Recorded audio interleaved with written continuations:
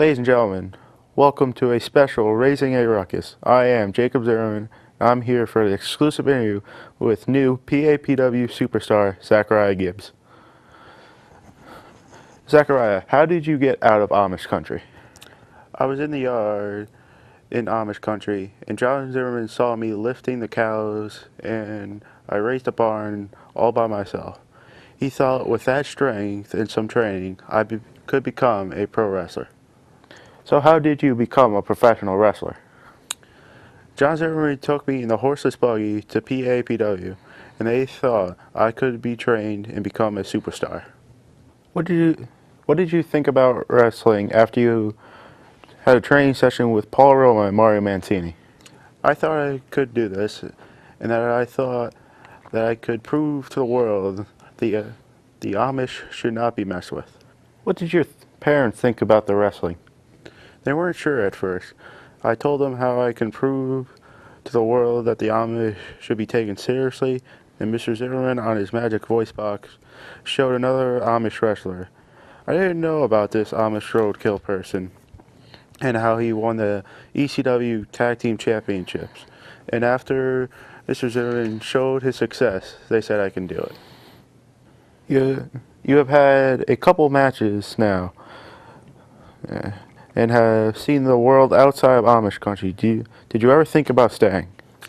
I did think about staying, and what I have seen, I would prefer the simple life of Amish country.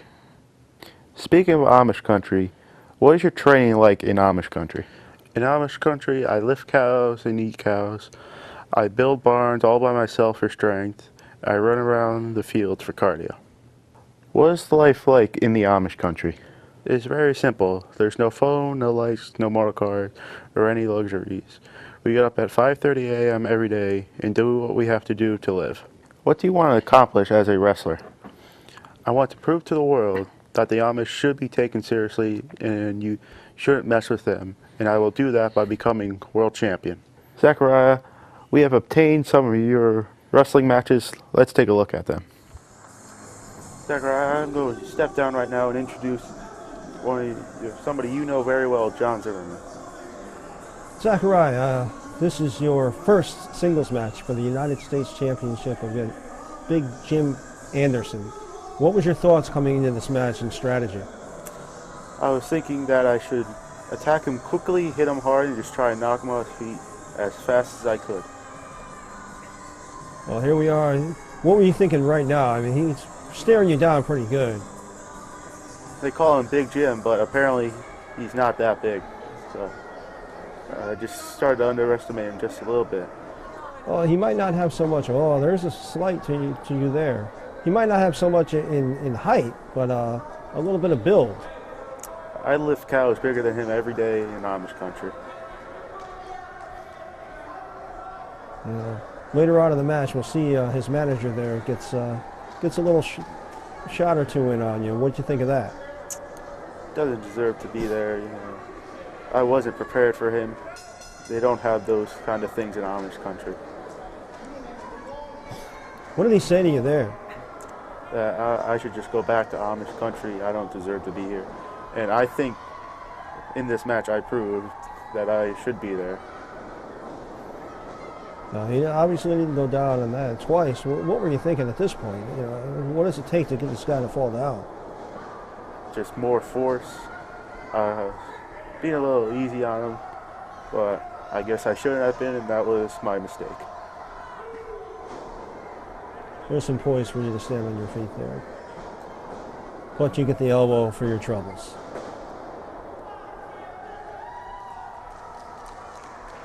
Now, were you surprised at his attack right here? No, I've heard he plays dirty, as you call it, and as you see, this is illegal, so it was just unexpected and not very surprising. Well, as a first match, you definitely have some learning curves, and there's the cheap shots that I mentioned earlier.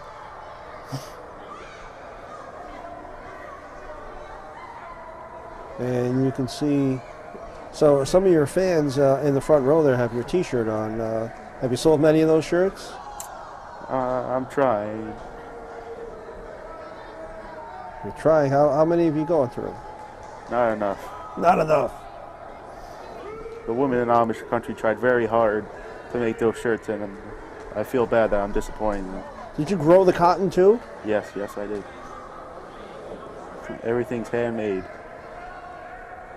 And here's Jim's got you in the really compromising position in the corner.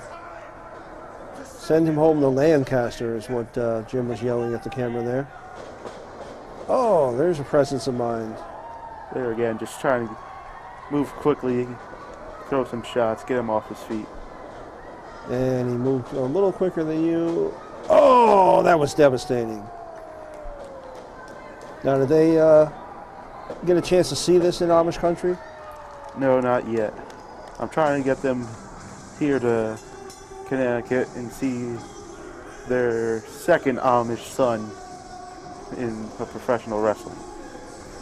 Well, I must say, at the outset, you stunned Big Jim a little bit, and I think it was more his experience than strength that took you out on that one. What else do we have coming up? 5-star? Now, this is more a recent match. What were your thoughts coming into this? This is 5-star Jace. From what I saw from in the back with all of his jewels, thought he would be a little cocky, and I could take advantage of that in the ring. And what's the purpose of the butter churn? Are you trying to intimidate him a little bit? Just something Paul Roma told me to do, just try and get inside of his head, and I think I did that very well. Yeah, you kind of look determined. After some losses, you do whatever you can to pick up a W, as I say. Well, you got El Refe in there. El Refe seems to be your lucky charm, because the match previous to this, he was the referee and you won that match. So that was in the Bronx, right? That is correct, and I don't know if it was this El Refe or just me just becoming better as a wrestler. And 5-star just a moment ago offering you some jewels to just go home back to Amish country. There's no money in Amish country. I don't need any of these jewels. 5-star really trying to take over the match even before it starts. Again, just cockiness, and I took advantage of that. You know, coming into it, 5-star's got quite a long resume in the New England area, and a little bit outside as well. And I don't know, I wouldn't want to face him. But you are not Amish. Oh, there's the hip toss. Just caught me off guard there. Doesn't seem like it had very much of an effect on you. No, just from all the cows I lift and the barns that I build, just got some good back strength. And I know at this match, the fans really got behind you. Oh, there's the body slam. Wasn't in the groove yet. So, long travel from Amish country to the Bronx, back to Amish country to East Haven. Just took me a minute to get my head in the game. Did they allow your horse and buggy on the highway, or do you have to go all back roads? Gotta go those back roads. There we go. There's a return of the favor right there. Starting to get into it. There we are.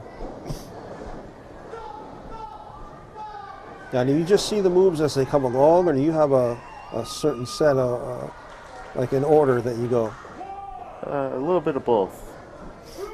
I just do one move and it just triggers all of these other moves that I've practiced.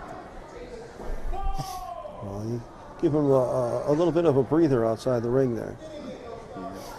Gotta catch his breath because he doesn't lift cows, build barns, and churn butter. Well, again, this match, the fans, having seen you quite a few times by now, are really starting to get behind you, chant your name, clap for you. It was quite the spectacle. Very smart fans. They should come down to Amish country. And there's reversed the arm wringer.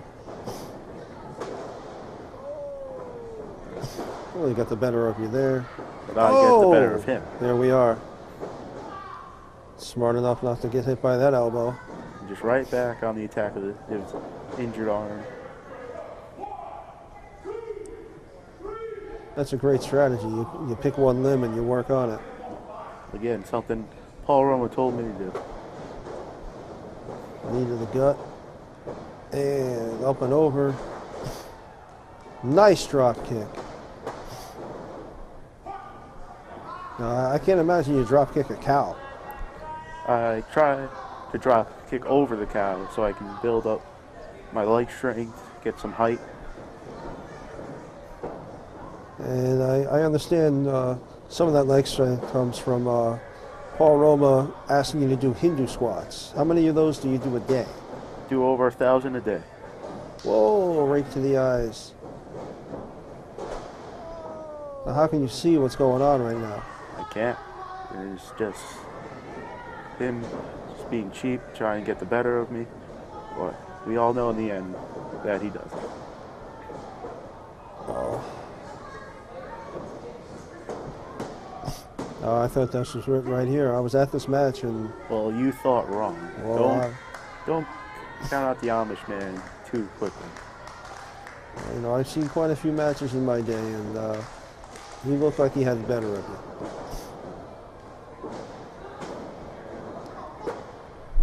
Lays you out once again. Oh, for the 2.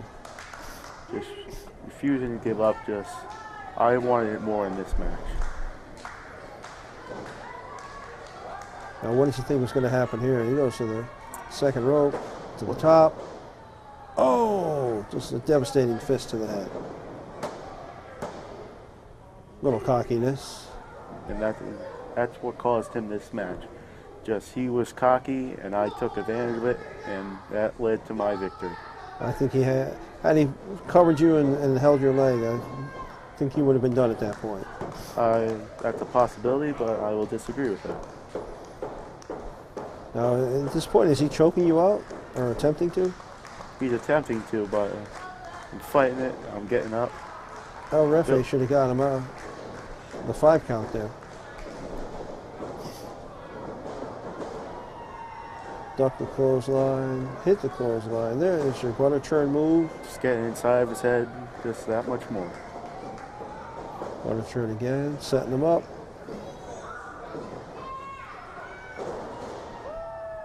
Nice. Getting the crowd. And there's your butter churn.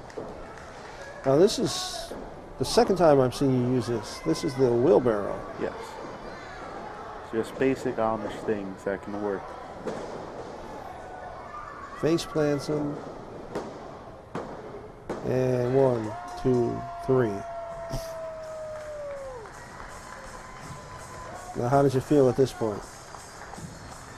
I was on top of the world, second straight win. I just wanted it more. And 5 stars cockiness just let him lose the match. And we'll get the butter churn. That might be your good luck charm right there. Thank you, Zachariah Gibbs, for coming on. Have a safe ride back to Amish country in the horseless buggy. Thanks for watching myself, Jacob Zimmerman, interview Zachariah Gibbs on exclusive Raising a Ruckus.